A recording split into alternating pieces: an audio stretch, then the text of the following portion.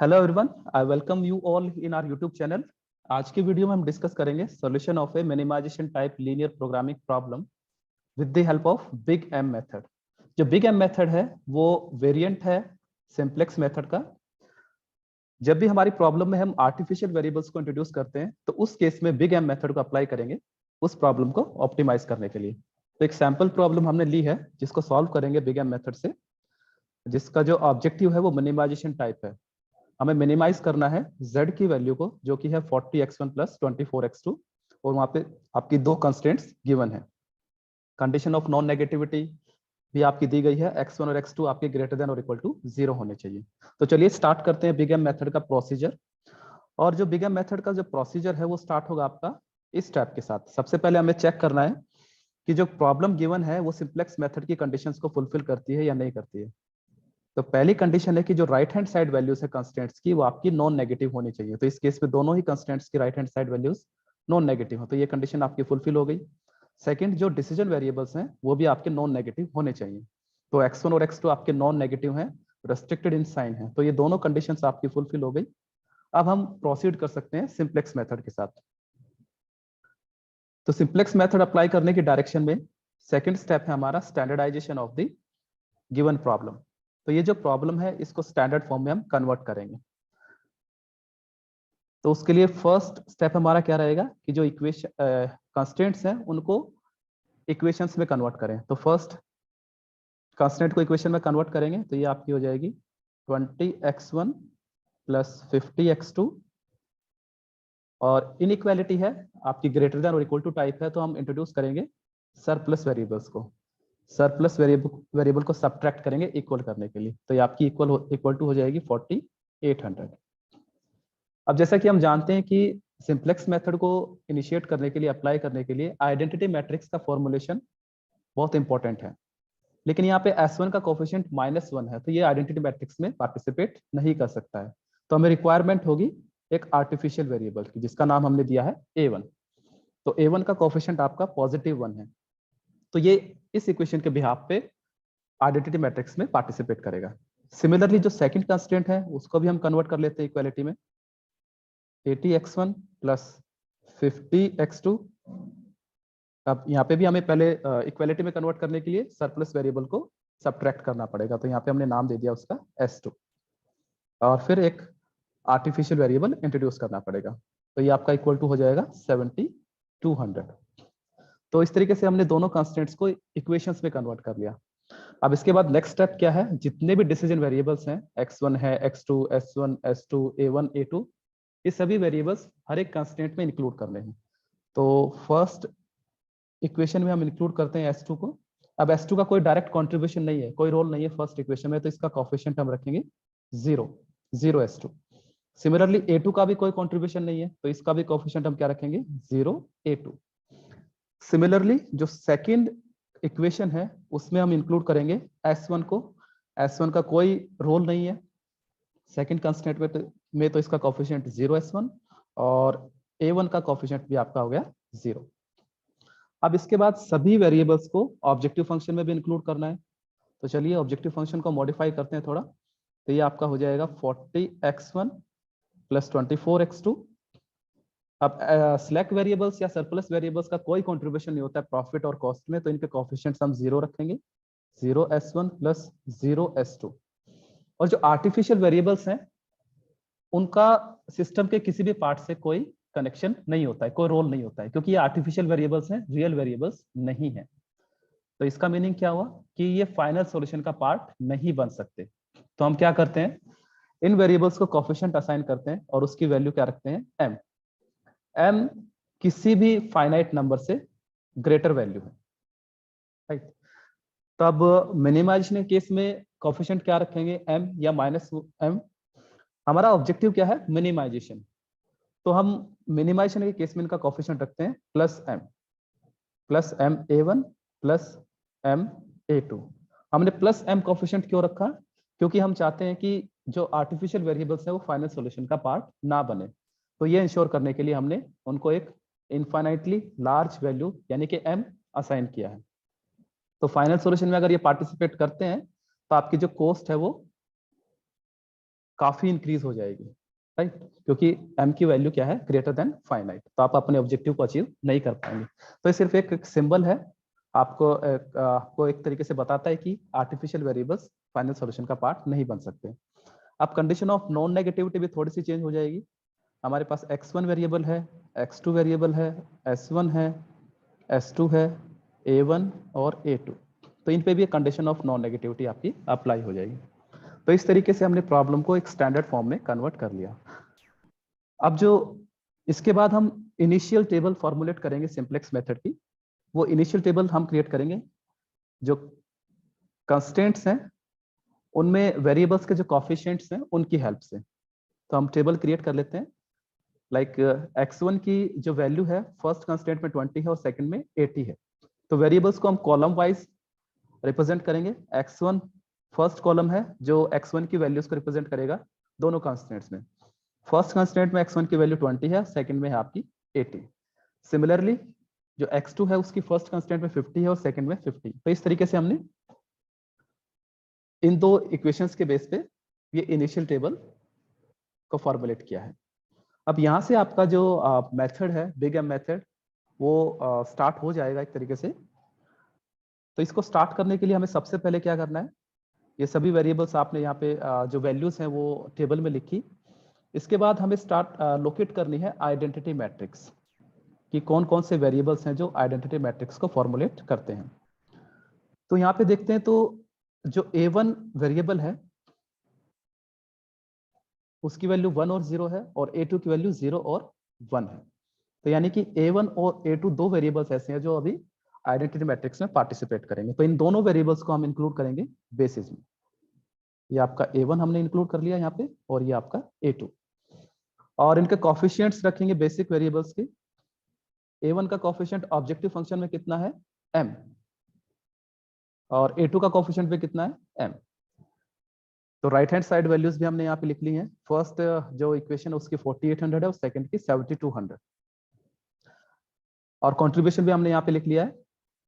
Contribution cost में x1 का कितना है 40, x2 का 24, s1 का 0, s2 का 0, a1 का m और a2 का m। तो कंट्रीब्यूशन आपका चेंज नहीं होगा किसी भी टेबल में, ये आपका सेम रहेगा। और ये कंट्रीब्यूशन हमने लिया है ऑब्जेक्टिव फंक्शन से। जो ऑब्जेक्टिव फंक्शन में जो कॉफिशिएंट्स हैं वो कंट्रीब्यूशन को रिप्रेजेंट करते हैं। और ये ध्यान रखना है आपको कि जो कॉफिशिएंट्स हैं वो विद साइन आपको कंट्रीब्यूशन में दिखाने हैं। तो सभी का साइन पॉजिटिव है तो इसलिए पॉजिटिव वैल्यूज यहाँ पे गिवन है। अब आइडेंटिटी मैट्रिक्स लोकेट करने के बाद बेसिक वेरिएबल्स हमारे पास आ गए a1 और a2। तो जो बाकी वेरिएबल्स हैं वो हो जाएंगे आपके नॉन बेसिक। तो इनिशियल सॉल्यूशन फाइंड आउट करते हैं। इनिशियल सॉल्यूशन कैसे फाइंड आउट करेंगे, जो बेसिक वेरिएबल्स हैं उनको छोड़ के सभी वेरिएबल्स की वैल्यू हम 0 पुट करेंगे सॉल्यूशन में। तो यानी कि x1 की वैल्यू 0 हो जाएगी, x2 की वैल्यू भी 0 हो जाएगी, s1 की वैल्यू 0 है और s2 की वैल्यू 0 है। अब जो बेसिक वेरिएबल्स हैं उनके सामने हम 1 लोकेट करते हैं। जैसे a1 के सामने 1 कहाँ पे है, फर्स्ट रो में। फर्स्ट रो के respective right hand side value कितनी है 4800। तो सॉल्यूशन में a1 की वैल्यू कितनी हो जाएगी 4800। सिमिलरली जो सेकंड बेसिक वेरिएबल है a2, इसमें 1 सेकंड रो में है, तो 1 के corresponding right hand side value कितनी है 7200। तो ये आपकी हो गई 7200। अब ये आपका इनिशियल सॉल्यूशन हमें सजेस्ट किया है इस मेथड ने। इसके बाद हमें चेक करना है कि जो सॉल्यूशन हमें मिला है वो ऑप्टिमल है या नहीं है। ये आपका फोर्थ स्टेप रहेगा कि सॉल्यूशन आपका ऑप्टिमल है या नहीं। तो ऑप्टिमैलिटी को टेस्ट करने के लिए हमें चाहिए डेल्टा वैल्यूज। और डेल्टा वैल्यूज कैसे कैलकुलेट करेंगे, Cj माइनस Zj की हेल्प से। अब Zj कैसे कैलकुलेट करेंगे, सिंपल है। आपको फर्स्ट वेरिएबल का कॉलम कंसीडर करना है। जैसे x1 का फर्स्ट कॉलम है आपका, इसमें जो फर्स्ट वैल्यू है, फर्स्ट एलिमेंट वो 20 है। इस 20 को मल्टीप्लाई करना है रेस्पेक्टिव बेसिक वेरिएबल के कोफिशिएंट के साथ। यानी पे इसका कोफिशिएंट है आपका m, तो हम इसको मल्टीप्लाई करेंगे 20 इंटू m प्लस जो सेकेंड एलिमेंट है x1 का वो है 80, इसको मल्टीप्लाई करेंगे रेस्पेक्टिव कोफिशिएंट के साथ, वो भी कितना है आपका m। तो ये कितना हो जाएगा 80m, और इन दोनों का सम कैलकुलेट करेंगे तो ये हो जाएगा आपका 100m। तो Zj की वैल्यू क्या है, x1 के केस में ये हो जाएगी आपकी 100m। सिमिलरली x2 के लिए कितना होगा 50 into M plus 50 into M, ये भी आपकी कितनी हो जाएगी यहाँ पे 100 एम। और S1 के लिए कितना होगा -1 into M into 0 into M, तो ये आपका हो जाएगा -m। और S2 के केस में भी आपका कितना हो जाएगा 0 into M plus -1 into M, ये आपका हो जाएगा फिर से -m। A1 के केस में आपका होगा ये m, और A2 के केस में भी कितना हो जाएगा m। तो इस तरीके से हमने ZJ वैल्यूज कैलकुलेट की सभी वेरिएबल्स के लिए। इसके बाद हम कैलकुलेट करते हैं डेल्टा वैल्यूज। वो कैसे कैलकुलेट करेंगे CJ माइनस ZJ के हेल्प से।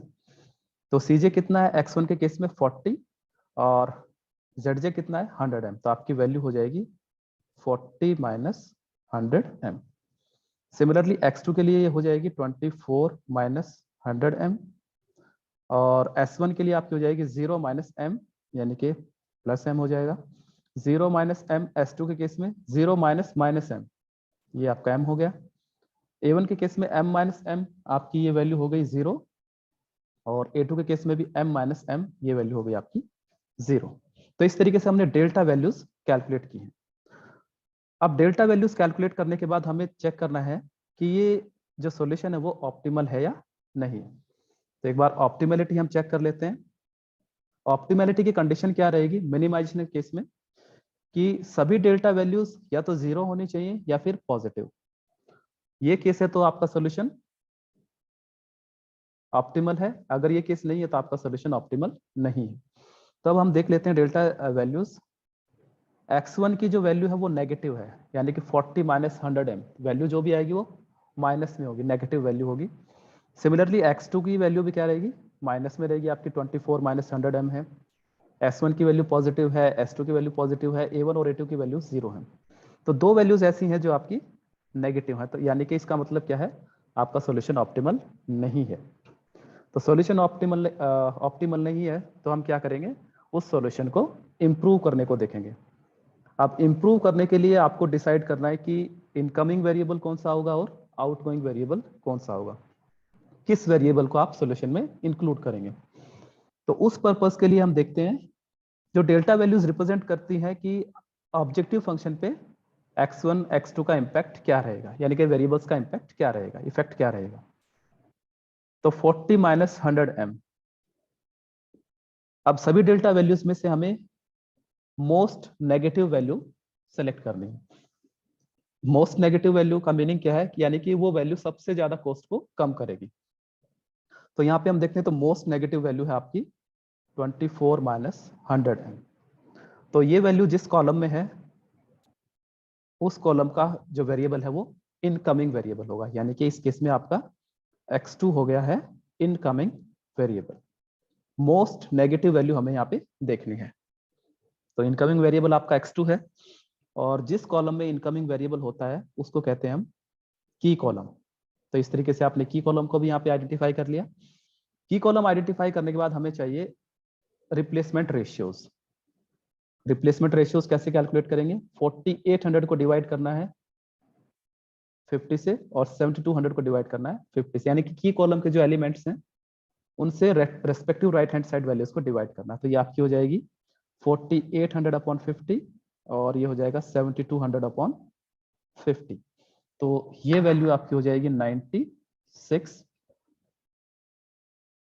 और ये वैल्यू आपकी हो जाएगी 144।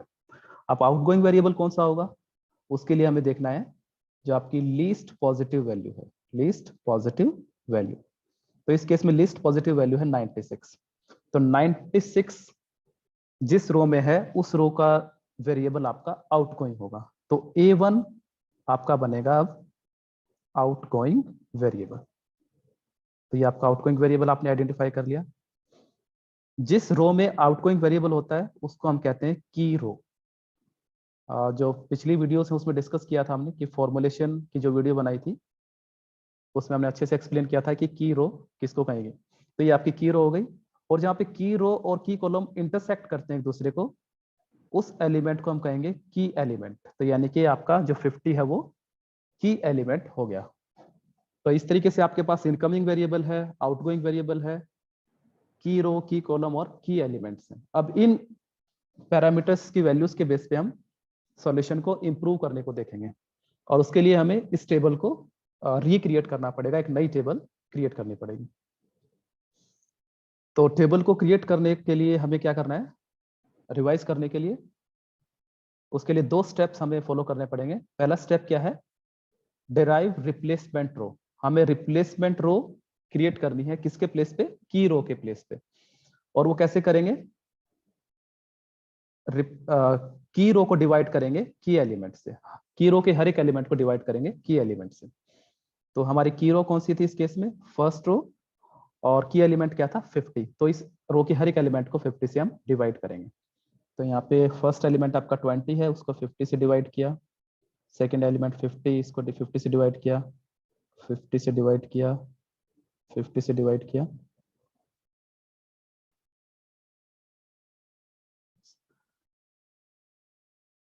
तो 50 से डिवाइड करने के बाद हमारे पास वैल्यूज क्या हो जाएंगी, ये आपकी हो जाएगी 2/5, ये आपकी बचेगी 1, ये हो जाएगी -1/50, ये आपकी हो जाएगी 0, ये आपकी 1/50 बचेगी, ये 0, और ये जो वैल्यू है ये कितनी बचेगी आपकी 96।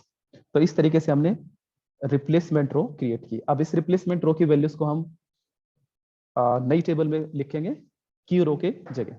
तो ये 2/5, 1, -1/50, 0, ये हमने आपकी रिप्लेसमेंट रो को लिख दिया यहाँ पे। और रिप्लेसमेंट रो को हेड कौन सा वेरिएबल करेगा, क्योंकि यहाँ पे आउटगोइंग वेरिएबल a1 था और इनकमिंग वेरिएबल कौन सा था x2। तो a1 की जगह पे अब यहाँ पे बेसिस में वेरिएबल कौन सा आ जाएगा आपका x2। तो रिप्लेसमेंट रो क्रिएट करने के बाद हमें क्या करना है, बाकी जो रोज बची हैं, अब कितनी रो बची है हमारे पास, एक रो और बची है की रो के अलावा, सेकंड रो। इसकी जगह हम क्रिएट करेंगे नई रो। और नई रो कैसे क्रिएट करेंगे, उसका एक फॉर्मूला है, वो हमें फॉलो करना है। नई रो के हर एक एलिमेंट को क्रिएट करने के लिए हमें ये फॉर्मूला अप्लाई करना है। फॉर्मूला क्या है, ओल्ड रो एलिमेंट। जो बची हुई रो है उसको अब हम ओल्ड रो कंसीडर करेंगे, उसका नाम क्या रखेंगे, ओल्ड रो। तो यानी कि सेकंड रो अब क्या नाम है इसका, ओल्ड रो है। Old row element minus row element in key column multiply by corresponding replacement row value. ये एक्सप्रेशन हमें अप्लाई करना है नई रो के एलिमेंट्स को कैलकुलेट करने के लिए। तो सबसे पहले हम देखते हैं old row element. Old row का पहला एलिमेंट कौन सा है, 80। 80 आपका फर्स्ट एलिमेंट है, तो हमने फर्स्ट एलिमेंट लिखा 80 minus row element in key column, row element in key column, यानी कि इस रो का कौन सा एलिमेंट की कॉलम में है। तो सेकंड रो है, इसका कौन सा एलिमेंट है आपका 50। 50 एलिमेंट है जो की कॉलम में है, तो इसको कंसीडर करेंगे। तो ये हो गया आपका minus bracket start 50 into corresponding replacement row value.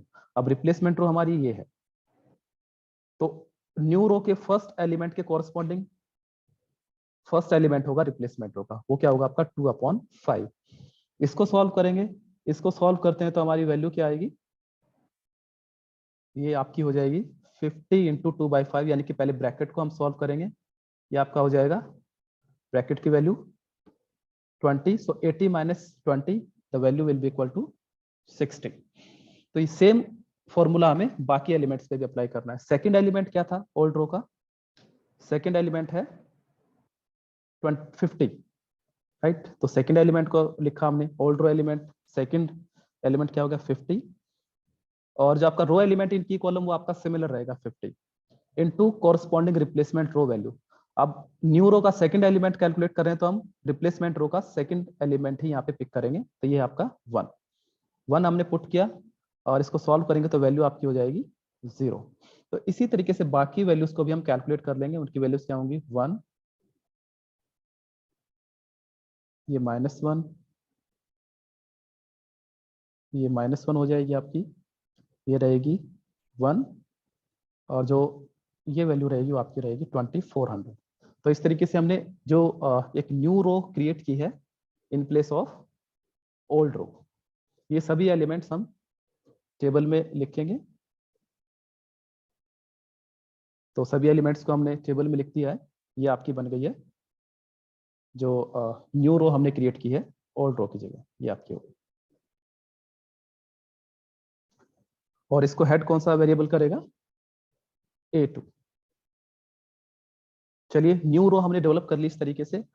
अब हमें क्या करना है, फिर से बेसिक वेरिएबल्स इसमें फाइंड आउट करने हैं। बेसिक वेरिएबल्स कौन कौन से हो गए आपके? A2 जो आइडेंटिटी मैट्रिक्स में पार्टिसिपेट करेगा, और उसके अलावा कौन सा है? X2। तो X2 आपका यहाँ पे लिखा बेसिस में, और A2 सेकंड रो के बेसिस में आएगा। अब X2 का कोफिशिएंट क्या है ऑब्जेक्टिव फंक्शन में? X2 का कोफिशिएंट है 24। A2 का कोफिशिएंट आपका क्या था? M। तो कंट्रीब्यूशन आपने फिर से लिख लिया, कंट्रीब्यूशन आपका सिमिलर रहेगा। इसके बाद फिर से हम सॉल्यूशन फाइंड आउट करते हैं। तो जो बेसिक वेरिएबल्स हैं उनको छोड़ के सभी वेरिएबल्स की वैल्यू सॉल्यूशन में हम 0 पुट करेंगे। x1 0 हो गया आपका, s1 0, s2 0, a1 भी 0। और जो बेसिक वेरिएबल्स में x2 को देखते हैं, x2 में 1 फर्स्ट रो में है, तो 1 के corresponding right hand side value है आपकी 96, और a2 के केस में 1 के कॉरस्पॉन्डिंग वैल्यू है आपकी 2400। तो एक रिवाइज्ड सॉल्यूशन आपको मिला है इस टेबल में। अब इसके बाद नेक्स्ट स्टेप क्या रहेगा, फिर से हम ऑप्टिमैलिटी टेस्ट करेंगे कि जो ये सॉल्यूशन है वो ऑप्टिमल है या नहीं। तो ऑप्टिमैलिटी किस बेस पे होगी? आपकी डेल्टा वैल्यूज के बेस पे। और डेल्टा वैल्यूज कैसे कैलकुलेट करेंगे हम? C माइनस ZJ की हेल्प से। तो ZJ की वैल्यूज कैलकुलेट करते हैं हम। सेम प्रोसीजर रहेगा आपका। x1 के केस में 2/5 का मल्टीप्लाई करेंगे 24 के साथ, सो 2/5 इंटू 24 प्लस सेकेंड एलिमेंट आपका 60 है, इसको मल्टीप्लाई करेंगे m के साथ। तो आपकी वैल्यू क्या हो जाएगी इस केस में? 48/5 प्लस 60m, ये वैल्यू आपकी मिली है। तो इस वैल्यू को हम लिखते हैं 48/5 प्लस 60m।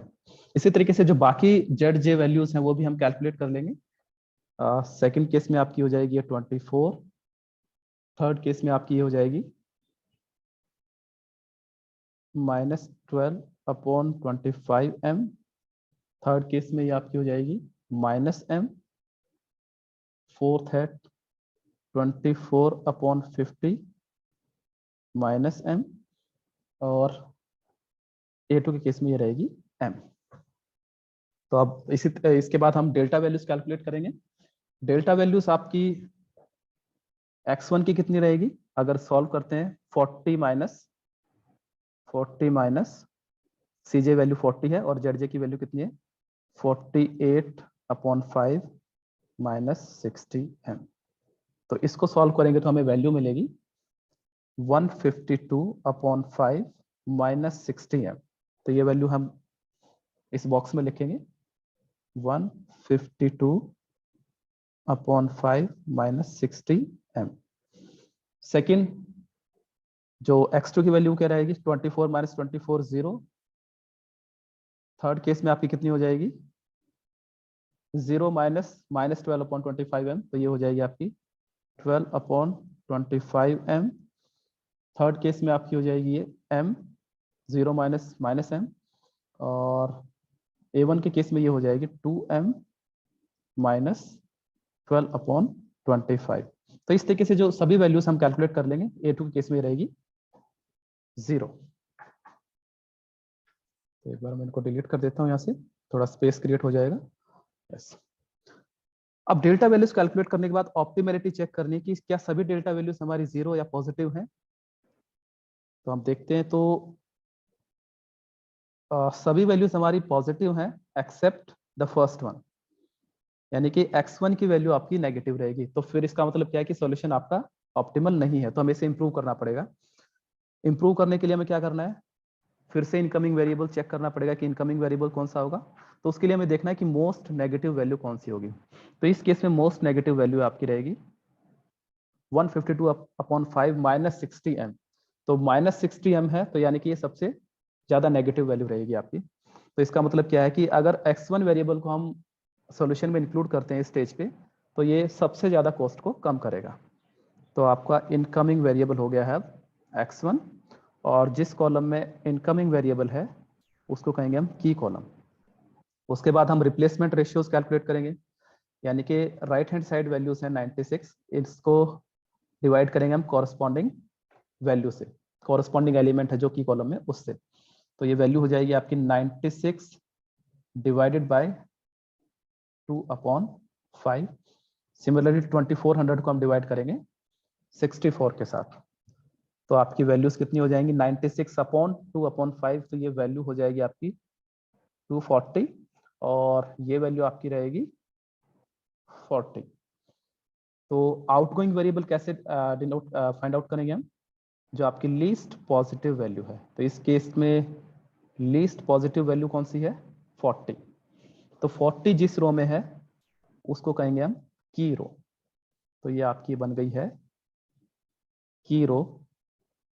और ये ध्यान रखना कि हमें राइट हैंड साइड वैल्यूज को भी की रो में इंक्लूड करना है, और की रो को जो वेरिएबल हेड करता है वो है A2, तो A2 आपका इस केस में हो जाएगा आउटगोइंग वेरिएबल। और जहां पे की रो और की कॉलम इंटरसेक्ट करते हैं वो एलिमेंट होगा आपका की एलिमेंट, तो 60 आपका हो गया की एलिमेंट। तो अभी इस इंफॉर्मेशन के बेस पे हमें टेबल को रिवाइज करना है, तो टेबल रिवाइज करने के डायरेक्शन में आपका फर्स्ट स्टेप क्या रहेगा, सबसे पहले रिप्लेसमेंट रो हमें क्या फाइंड आउट करनी है, किसकी जगह पे की रो की जगह पे रिप्लेसमेंट रो। तो हमारी की रो के एलिमेंट्स कौन कौन से हैं, ये एलिमेंट्स हैं 60 0 1 -1। अगर आप इसको देखेंगे तो की रो के एलिमेंट्स हमारे 60 0 1 -1 -1 1 2400 ये है, तो ये वैल्यूज मैंने रखी। अब इनको डिवाइड करना है हर एक एलिमेंट को की एलिमेंट से, तो की एलिमेंट हमारा 60 है, तो 60 से डिवाइड कर देते हैं सभी को।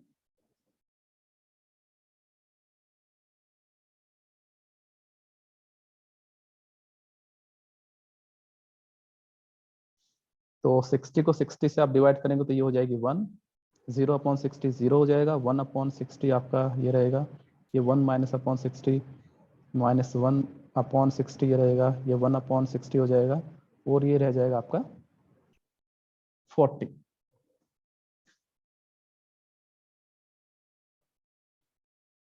तो इस तरीके से हमने जो रिप्लेसमेंट रो है वो डिराइव की है यहाँ से,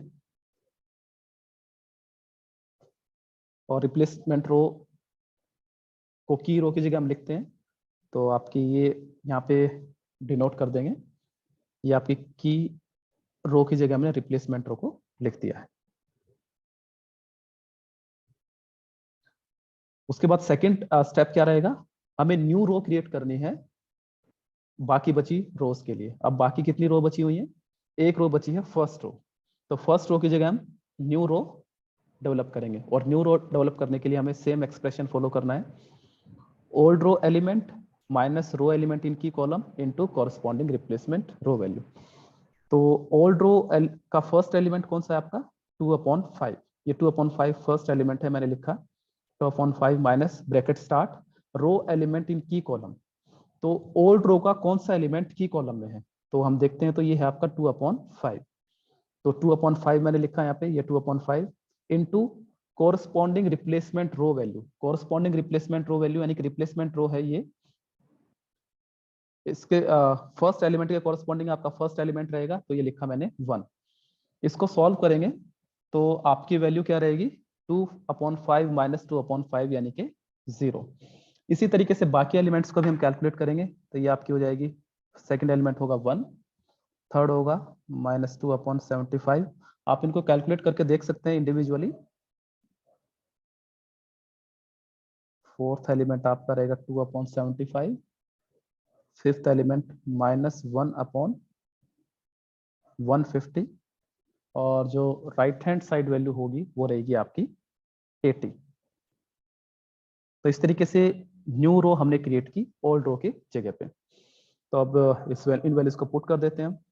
मैंने जो न्यू रो थी उसके सभी एलिमेंट्स को यहाँ पे लिख दिया है, और ध्यान रखना है कि जो ओल्ड रो हमारी फर्स्ट रो थी पिछली टेबल में, फर्स्ट रो थी, तो जो नई रो होगी वो फर्स्ट रो की जगह पे ही हम लिखेंगे, तो ये आपकी फर्स्ट रो की जगह पे मैंने लिखा है। अब यहाँ पे आपका इनकमिंग वेरिएबल था x1, तो x1 रिप्लेस करेगा a2 को, वो हम लिखेंगे यहाँ पे, और x2 आपका यहाँ पे पहले से ही था तो मैंने इसको लिख दिया। तो एक नई टेबल आपके पास है, एक रिवाइज्ड टेबल है।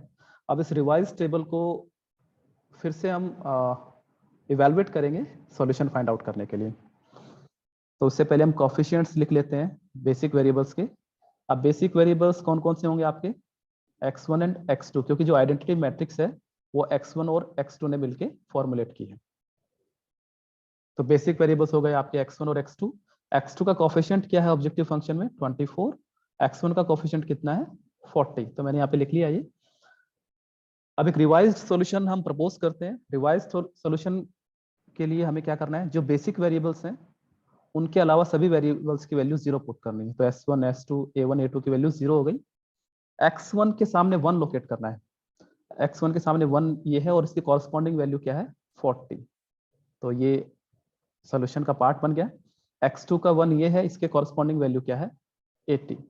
तो हमें एक ये सॉल्यूशन मिला है, रिवाइज्ड सॉल्यूशन। अब इसकी ऑप्टिमैलिटी टेस्ट करनी है। ऑप्टिमैलिटी टेस्ट करेंगे हम डेल्टा के बेस पे, और डेल्टा के लिए हमें क्या चाहिए, ZJ। तो ZJ कैसे कैलकुलेट करेंगे, सेम फर्स्ट कॉलम को देखते हैं। फर्स्ट एलिमेंट आपका 0 है, इसको मल्टीप्लाई करेंगे कॉरस्पॉन्डिंग कोफिशिएंट के साथ बेसिक वेरिएबल के, वो है 24। 0 इंटू 24 प्लस सेकेंड एलिमेंट आपका 1 है, 1 को मल्टीप्लाई करेंगे कॉरस्पॉन्डिंग कोफिशिएंट है जो आपका 40, और इनका सम कैलकुलेट करेंगे। तो सम आपका कितना हो जाएगा,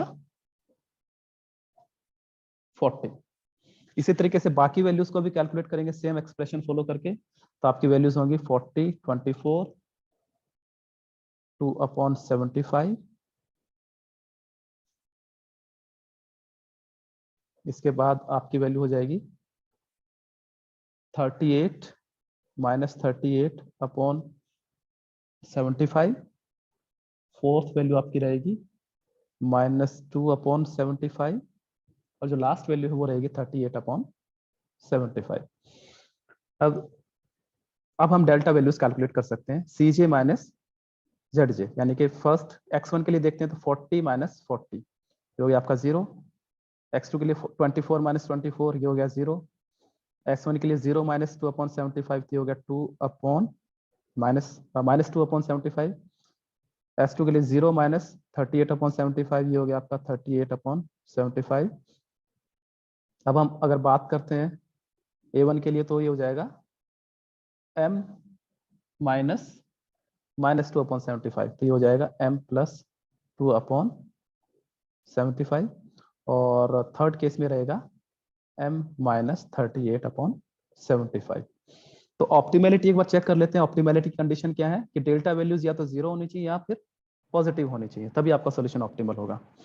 तो यहाँ पे x1 की डेल्टा वैल्यू 0 है, x2 की डेल्टा वैल्यू 0 है, s1 की वैल्यू जो है वो नेगेटिव है, s2 की भी पॉजिटिव, a1 की भी पॉजिटिव है, a2 की भी पॉजिटिव है। तो यानी कि एक वैल्यू हमारे पास ऐसी है जो कि नेगेटिव है, इसका मतलब सॉल्यूशन ऑप्टिमल नहीं है, इसमें फर्दर इंप्रूवमेंट के चांसेस हैं। तो यहाँ पे फिर से हम सॉल्यूशन को इंप्रूव करने को देखेंगे, और उसके लिए हमें चाहिए इनकमिंग वेरिएबल। इनकमिंग वेरिएबल कैसे लोकेट करेंगे, जो मोस्ट नेगेटिव आपकी वैल्यू है वो रिप्रेजेंट करेगी इनकमिंग वेरिएबल को। तो इस केस में हमारा इनकमिंग वेरिएबल हो जाएगा S1, और जिस कॉलम में S1 है जिसको हेड करता है वो हो जाएगा आपका की कॉलम। अब हम देखेंगे रिप्लेसमेंट रेशियोज को। तो 80 को डिवाइड करेंगे -2/75 से, और 40 को कॉरस्पॉन्डिंग एलिमेंट है आपका 1/60 से डिवाइड करेंगे। तो आपकी वैल्यूज क्या हो जाएंगी, ये हो जाएगी आपकी -3000, और ये वैल्यू आपकी रहेगी 2400। तो हमें देखना है लीस्ट पॉजिटिव वैल्यू। तो लीस्ट पॉजिटिव इस केस में क्या है, 2400। तो 2400 जिस रो में है वो आपकी हो जाएगी की रो। इसको मैं एरो से डिनोट कर देता हूँ फिर से, और यहाँ पे मैंने इसको हाईलाइट कर दिया है। और जहाँ पे की रो को वेरिएबल कौन सा हेड करता है, x1। तो अब आपका x1 क्या हो जाएगा, outgoing variable. x1 outgoing variable है, और s1 आपका रहेगा इनकमिंग वेरिएबल। और जहाँ पे की रो और की एलिमेंट, की रो और की कॉलम इंटरसेक्ट करते हैं वो रहेगा आपका की एलिमेंट, यानी कि 1/60। तो फिर से हम सॉल्यूशन को, इस टेबल को रिवाइज करने को देखेंगे ताकि हमें एक इम्प्रूव्ड सॉल्यूशन मिल सके, एंड उम्मीद करते हैं कि इस टेबल में ऑप्टिमल सॉल्यूशन मिल जाएगा। तो अब इस इंफॉर्मेशन के बेस पे फिर से हम सॉल्यूशन को इंप्रूव करते हैं, टेबल को इंप्रूव करते हैं। और उसके लिए हमें क्या करना है, जो की रो है उसकी जगह पे रिप्लेसमेंट रो चाहिए। इस केस में की रो कौन सी है, सेकंड रो। तो की रो के एलिमेंट्स को डिवाइड करेंगे की एलिमेंट से, जो की रो के सभी एलिमेंट्स को डिवाइड करेंगे हम की एलिमेंट से, यानी कि 1/60 से। तो हम 1 को डिवाइड करेंगे 1/60 से, 0 को डिवाइड करेंगे 1/60 से, ये हो जाएगा आपका 1/60। इसको भी डिवाइड किया हमने 1/60 से,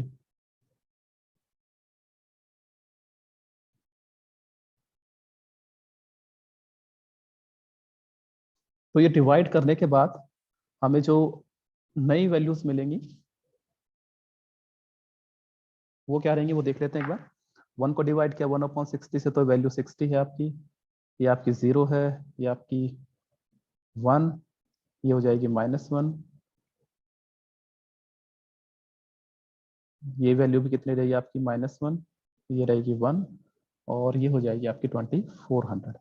तो ये रिप्लेसमेंट रो हमने क्रिएट की है। तो सेकंड रो थी आपकी की रो, इसकी जगह पे हम लिखेंगे रिप्लेसमेंट रो के एलिमेंट्स। तो ये रिप्लेसमेंट रो के एलिमेंट्स मैंने सारे यहाँ पे लिख दिए हैं नई टेबल में। इसके बाद नेक्स्ट स्टेप क्या होता है, नेक्स्ट स्टेप में हमें कैलकुलेट करना होता है न्यू रो। किसकी जगह पे, जो आपकी की रो के अलावा जितनी भी रोज बची हैं उनकी जगह पे हम न्यू रोज क्रिएट करेंगे। तो उसका एक्सप्रेशन फॉलो करेंगे सेम, ओल्ड रो एलिमेंट।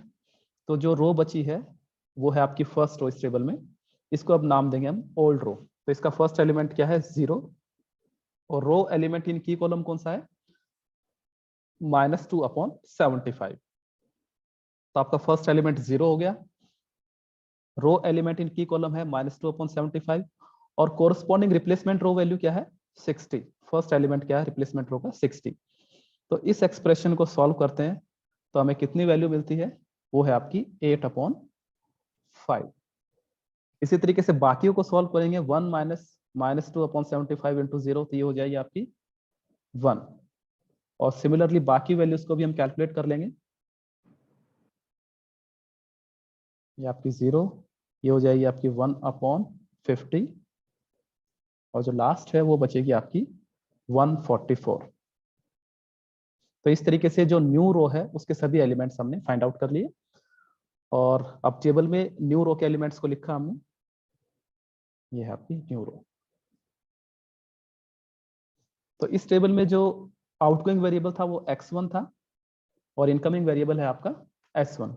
तो सेकंड रो को अब हेड करेगा s1 वेरिएबल, और बेसिस में जो फर्स्ट है आपका वो एज इट इज रहेगा x2 वेरिएबल। x2 का कोफिशिएंट क्या है ऑब्जेक्टिव फंक्शन में, 24, और s1 का कोफिशिएंट है 0। ऑब्जेक्टिव फंक्शन में 0 कॉन्ट्रीब्यूशन है s1 का, जो हम यहाँ से देख सकते हैं। इसके बाद फिर से हमें इनिशियल सॉल्यूशन फाइंड आउट करना है, सॉरी रिवाइज्ड सॉल्यूशन हमें फाइंड आउट करना है। और वो सॉल्यूशन कैसे फाइंड आउट करेंगे हम, उससे पहले हमें चाहिए आइडेंटिटी मैट्रिक्स। तो x2 और s1 दो वेरिएबल्स हैं जो आइडेंटिटी मैट्रिक्स को फॉर्मुलेट करते हैं, राइट। तो ये आपके बेसिक वेरिएबल्स को छोड़ के सभी वेरिएबल्स की वैल्यू हम सॉल्यूशन में 0 पुट करेंगे। तो x1 की 0 हो गई, s2 की 0, a1 की भी 0, a2 की भी 0 हो गई। यहाँ पे x2 की वैल्यू के लिए हम क्या करेंगे, 1 को लोकेट करेंगे इस कॉलम में। तो 1 के corresponding right hand side value क्या है आपकी 144, और s1 के corresponding right hand side value क्या है 2400। तो एक रिवाइज्ड सॉल्यूशन हमारे पास है। अब इस सॉल्यूशन की ऑप्टिमैलिटी टेस्ट करेंगे डेल्टा वैल्यूज की हेल्प से। तो डेल्टा वैल्यूज हमें कैलकुलेट करनी है, और वो कैसे कैलकुलेट करेंगे, CJ minus ZJ, CJ minus ZJ। तो ZJ की वैल्यूज कैलकुलेट करते हैं x1 के लिए, तो सिंपल है, फर्स्ट एलिमेंट को मल्टीप्लाई करेंगे कॉरस्पॉन्डिंग कोफिशिएंट के साथ, और सेकंड एलिमेंट को मल्टीप्लाई करेंगे कॉरस्पॉन्डिंग कोफिशिएंट के साथ, और फिर इन दोनों का सम कैलकुलेट करेंगे, यानी कि 24 इंटू 8/5 प्लस 60 इंटू 0। तो वैल्यू क्या रहेगी हमारी 8 जो z की वैल्यू है वो कितनी रहेगी 192/5, 192/5। सिमिलरली जो x2 की वैल्यू है वो हमारी रहेगी 24, क्योंकि 1 इंटू 24 प्लस 0 इंटू 0। तो ये आपका इस तरीके से हम कैलकुलेट कर लेंगे सभी वैल्यूज को।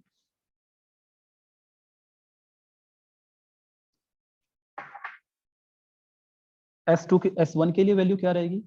अगर डेल्टा ZJ वैल्यूज कैलकुलेट कर रहे हैं हम, तो S1 की रहेगी आपकी 0, S2 की रहेगी -12/25,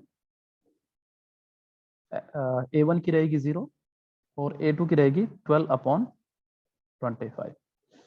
तो इस तरीके से हम डेल्टा वैल्यूज भी कैलकुलेट कर लेंगे। 40 - 192/5, तो ये आपका बचेगा 8/5, 24 - 24 0, 0 - 0 0 हो गया, 0 - 12/25, तो ये हो गया आपका 12/25। ये रहेगा आपका m - 0, m बचेगा, m - 12/25।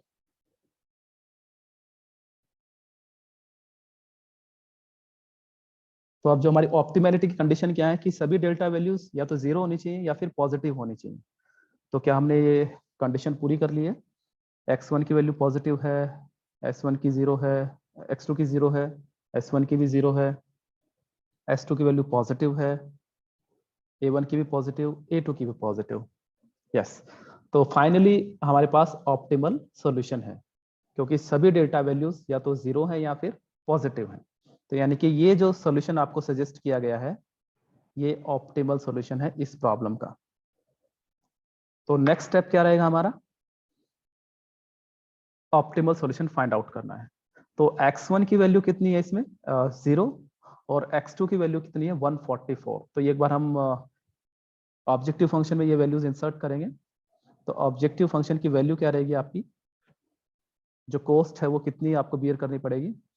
40 इंटू x1 की वैल्यू 0 है, तो मल्टीप्लाई बाय 0, प्लस 24 जो कोफिशिएंट था इंटू x2 की वैल्यू कितनी रखी है हमने? 144।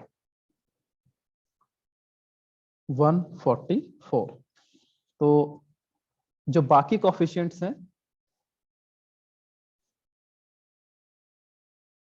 अगर स्टैंडर्ड फॉर्म को देखते हैं तो उसमें S1 के कोफिशिएंट्स 0 हैं, तो उनका भी कोई कंट्रीब्यूशन नहीं रहेगा, और सॉल्यूशन में A1 और A2 की वैल्यू 0 है, तो इनका भी ऑब्जेक्टिव फंक्शन में कोई कंट्रीब्यूशन नहीं रहेगा। तो इन सभी की वैल्यूज 0 रहेंगी। तो हमें जो नेट वैल्यू मिलेगी वो यहाँ से मिलेगी। तो आपका जो टोटल कॉस्ट है वो कितनी रहेगी? 24 into 144, that is 3456। So it is the minimum cost, right? It is the optimal solution of this problem. तो थोड़ा सा लेंथी प्रोसेस है अब बिग एम मेथड को अप्लाई करने का, लेकिन अगर आप स्टेप्स को फॉलो करेंगे वन बाय वन, तो इसको इजीली अप्लाई कर सकते हैं और किसी भी प्रॉब्लम को सॉल्व कर सकते हैं। जो मिनिमम कॉस्ट है वो कैलकुलेट कर सकते हैं। तो आज की वीडियो में इतना ही। आई होप कि आपको समझ आया होगा, आपको वीडियो अच्छी लगी होगी। तो अगर ऐसा है तो आप वीडियो को लाइक कर सकते हैं, चैनल को सब्सक्राइब कर सकते हैं और शेयर कर सकते हैं। नेक्स्ट वीडियो में हम डिस्कस करेंगे linear programming problem with mixed constraints. Thank you.